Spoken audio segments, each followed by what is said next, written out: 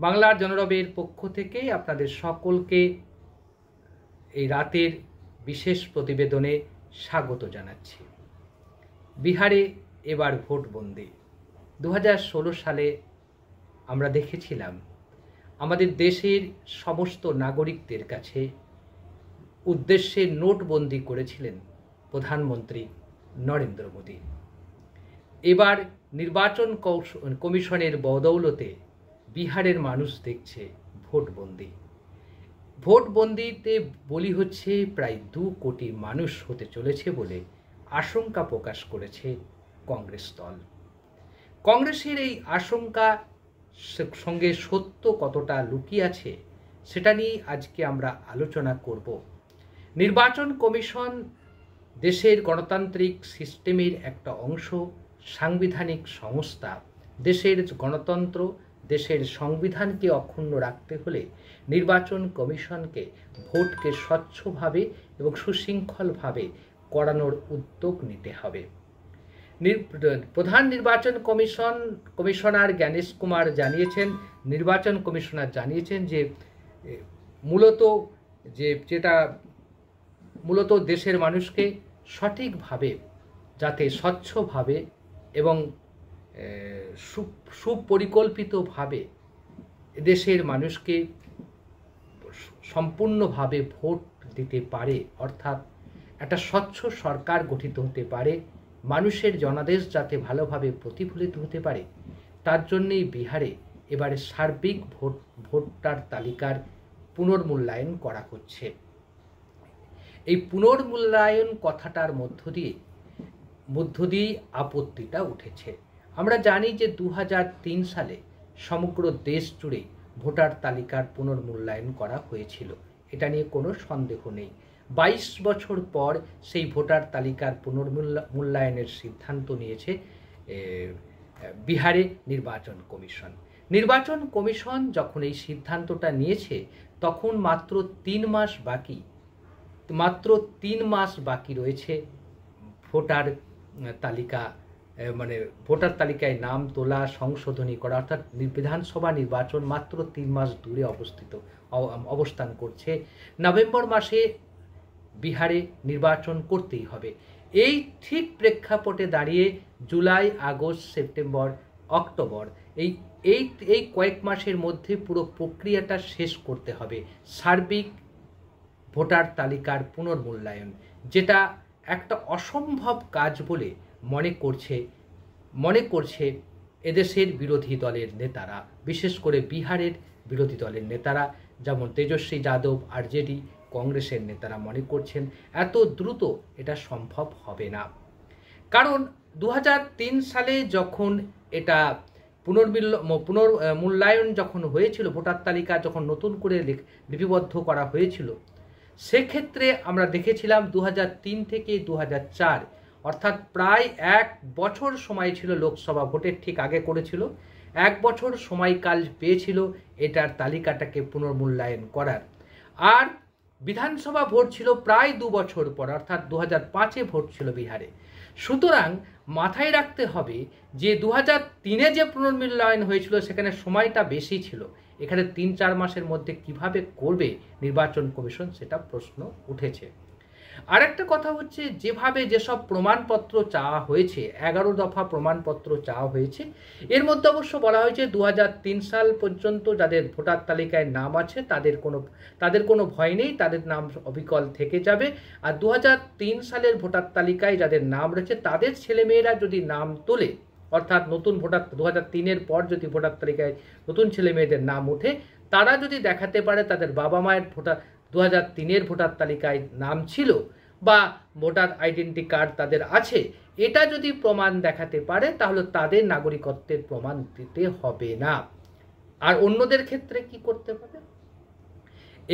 এবার বলা হয়েছে যে 1987 সালের 1 জুলাইয়ের পর 2004-এর মানে ডিসেম্বর মাসের পর বার্থ সার্টিফিকেট দেখাতে হবে, জন্ম সার্টিফিকেট দেখাতে হবে, জন্মস্থানের প্রমাণ দেখাতে হবে, এসব নানাবিধ একটার পর একটা প্রমাণপত্র পেশের কথা নির্বাচন কমিশন বলেছে ভোটার তালিকায় নাম তোলার জন্য।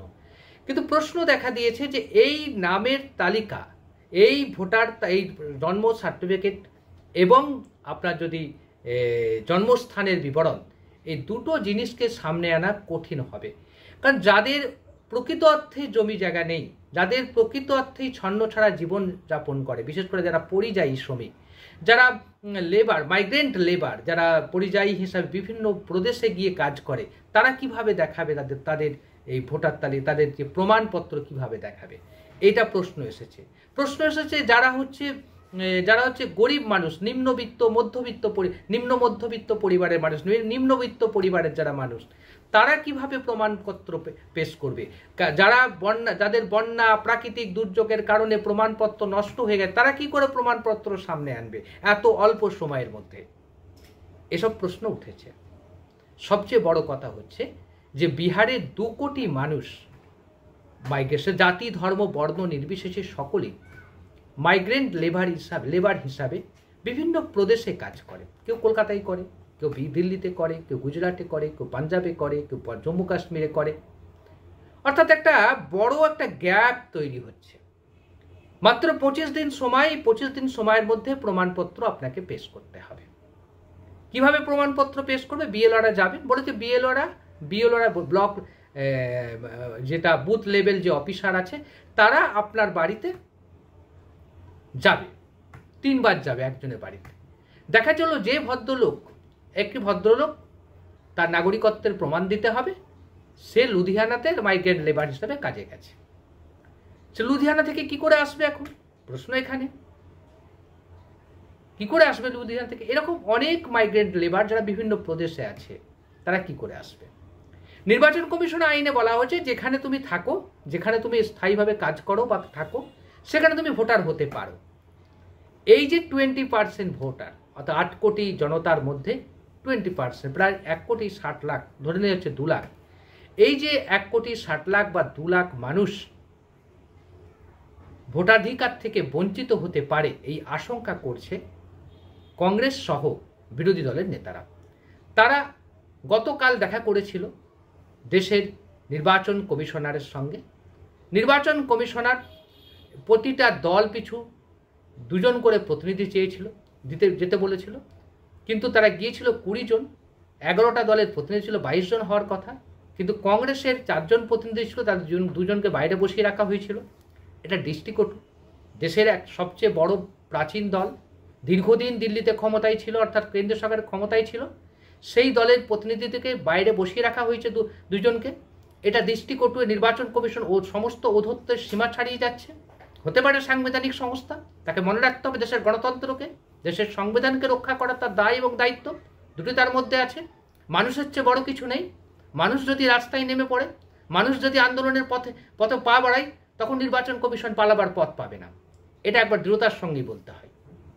কারণ এদেশের সংখ্যালঘু, এদেশের দলিত, এদেশের পিছিয়ে বর্গ, এদেশের গরিব নিম্নবিত্ত পরিবারের মানুষদের এই যে মানে নিবিড় যে ভোটার তালিকা সংশোধনের কথা বলা হচ্ছে বিহারের, তার মধ্যে দিয়ে তারা বঞ্চিত হওয়ার আশঙ্কা দেখা দিয়েছে। এই কথাটাই গতকাল বলেছেন অভিষেক মনু সিংভি, গতকাল বলেছেন সিপিআইয়ের এমএলএ নেতা দীপঙ্কর ভট্টাচার্য, গতকাল বলেছেন মনোজ ঝা, রাজ্যসভার সাংসদ আরজেডির, তারা বলেছেন। আরজেডির সাংসদ মনোজ ঝা তো পরিষ্কার বলে দিয়েছেন যে এরপরে যদি মানুষ রাস্তায় নেমে আসে তাহলে কি হতে পারে। হ্যাঁ, বিহারে এই নিবিড় ভোটার তালিকা সংশোধনের যে সিদ্ধান্ত নির্বাচন কমিশন নিয়েছে, এটা বিরোধীদের কাছে আশীর্বাদ হিসাবে এসেছে। এটাকে কাজে লাগিয়ে বিরোধীরা যদি রাস্তার ময়দানে নেমে পড়ে, মঞ্চে নেমে পড়ে এবং রাস্তাকে যদি আঁকড়ে ধরে তারা আন্দোলনের পথে পা বাড়ায়, একথা বলতে কোথাও আমাদের দ্বিধা নেই।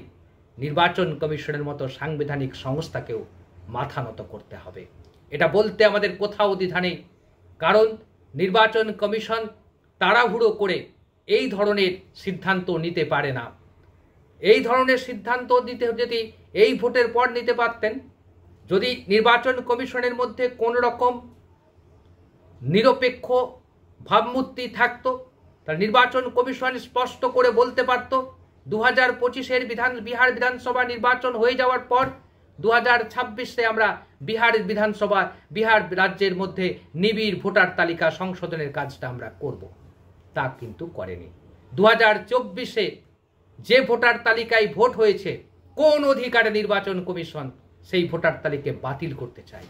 তাহলে কি কেন্দ্রীয় সরকার অবৈধভাবে গঠিত হয়েছে? কেন্দ্রীয় সরকারের কোন অধিকারে এই কাজটা করতে চায়? তাদেরকে নিবিড় ভোটার তালিকা তৈরি করার অধিকার অবশ্যই নির্বাচন কমিশনের আছে, কিন্তু ভোটের 3 মাস আগে কেন? নিরপেক্ষতা বজায় রাখতে গেলে, সব দলকে সমানভাবে খেলতে দিলে, তাহলে তাকে প্রয়োজন হবে সব নাগরিককে ভোট দেওয়ার অধিকারকে সুরক্ষিত করার দায় এবং দায়িত্ব নির্বাচন কমিশনের। তো সেই দায়িত্বটা নির্বাচন কমিশনকে পালন করতে হবে। নির্বাচন কমিশন যা করছে তাতে মোটিভটা পরিষ্কার। এদেশের নিম্নবিত্ত, এদেশের সংখ্যালঘু, বিহারের নিম্নবিত্ত পরিবার এবং অতি নিম্নবিত্ত পরিবার এবং নিম্ন মধ্যবিত্ত পরিবারকে ভোটার তালিকা থেকে বঞ্চিত করা। পরিযায়ী শ্রমিকদের, যারা নিজেদের রুজির তাগিদে বিভিন্ন প্রদেশে যান, ভোটের সময় ভোটটা দিতে আসে। এই তো কলকাতা শহরেই তো অনেক ভোটার আছে, আমাদের যারা গ্রামের দিকে যারা বাড়ি, তারা এই কলকাতা শহরে তারা কাজ করে, চাকরি করে, এখানে থাকে, ভোট দেওয়ার সময় আবার তার গ্রামে যে ভোট দেয়। সেরকম বিহারের অনেক মানুষ এখানে আছে, এই কলকাতা শহরের মধ্যে আছে, যারা ভোটের সময় বিহারে চলে যায়। তো তাদের অধিকারকে কেড়ে নেওয়ার অধিকার কি নির্বাচন কমিশনের আছে? এই দাবিতেই পথে নামছে বিরোধীরা, পথে নামছে আরজেডি, পথে নামছে কংগ্রেস, পথে নামছে সিপিআইএমএল।